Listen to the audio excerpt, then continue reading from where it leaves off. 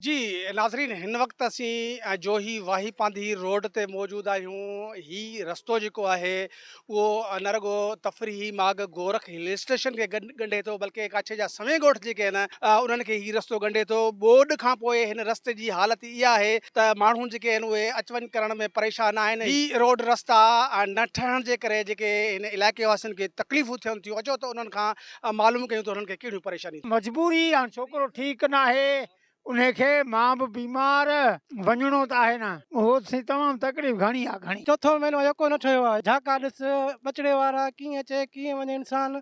सूरन में आहे, सभु ॻाल्हि सूरन में आहे। सूरन सां अचूं था असां मजबूरी छा कयूं। हिकिड़ो ॿोॾि हिकिड़ो रस्तो किनो लॻो पियो आहे, यको रस्तो ई कोन्हे, वञूं काॾे।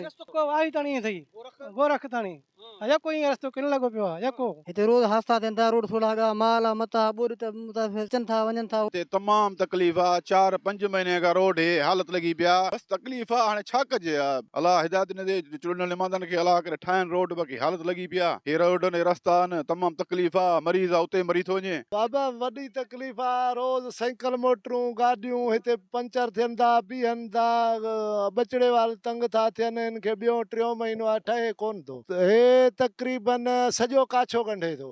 गोरख हिल स्टेशन जो इहो ई रोड आहे जेको असां अचूं था। तव्हां हालत ॾिसो पिया था।